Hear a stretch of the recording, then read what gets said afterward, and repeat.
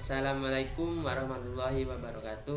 Perkenalkan, nama saya Alaika Hidayatullah dari SMK Mambaul Islam kelas 11. Dan di sini saya akan berceramah tentang bersyukur dan dalilnya.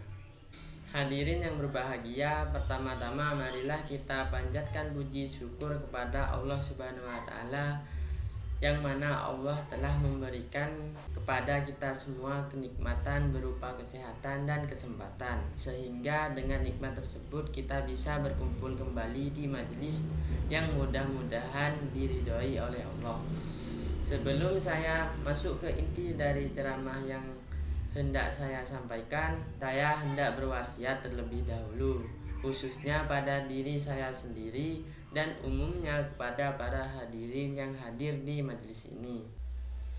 Isi wasiatnya yaitu, marilah kita senantiasa menjalankan ketakwaan kepada Allah dengan sebenar-benarnya bertakwa, dan marilah kita pertahankan ketakwaan kita hingga ajal menjemput.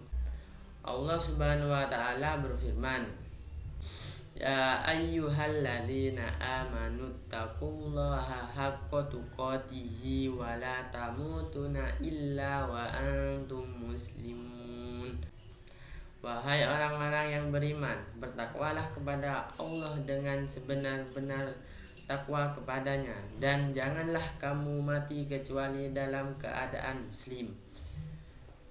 Hadirin yang berbahagia, pernahkah Anda memuji Allah saat memperoleh rezeki dari arah yang tidak terduga? Atau pernahkah Anda memuji Allah Subhanahu wa taala saat melalui suatu kesulitan?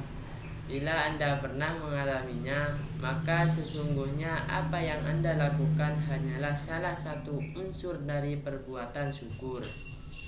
Mengapa demikian? Karena syukur yang ada di dalam ajaran Islam tidak hanya sekedar memuji Tuhan atas karunia yang diberikan, akan tetapi lebih dari itu. Lalu sesungguhnya seperti apakah bersyukur yang sempurna menurut ajaran Islam?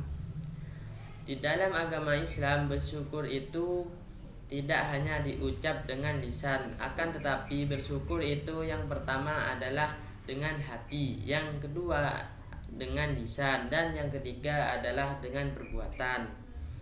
Bersyukur dengan hati adalah sadar dan mengetahui bahwa segala karunia yang kita peroleh sesungguhnya berasal dari Allah Subhanahu wa taala, serta menyadari akan nikmat-nikmat yang diberikan dan tidak melupakannya.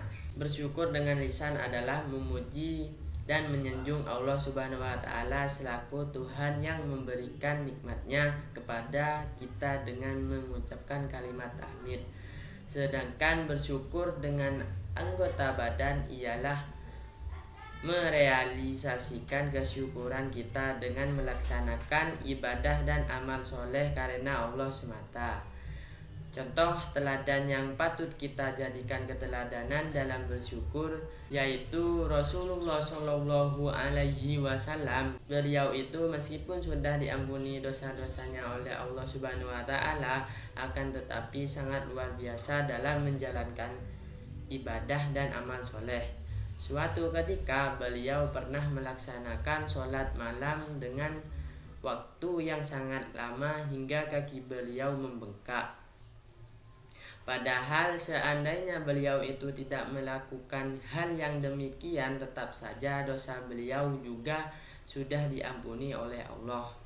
Ketika beliau ditanya mengapa melakukan hal demikian, maka beliau pun menjawab, Afala uhibbu an akuna abdan syakura. Apakah tidak boleh jika aku menjadi seorang hamba yang bersyukur? Dari kisah tersebut dapat kita pahami bahwa Rasulullah Shallallahu Alaihi Wasallam melaksanakan ibadah dan amal soleh adalah dalam rangka bersyukur kepada Allah atas nikmat yang diberikan.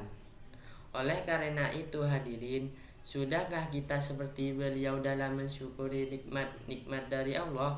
Sudahkah kita bersyukur dengan hati, lisan dan perbuatan kita? Apabila belum, mari kita berusaha untuk senantiasa bersyukur atas nikmat apapun yang diberikan.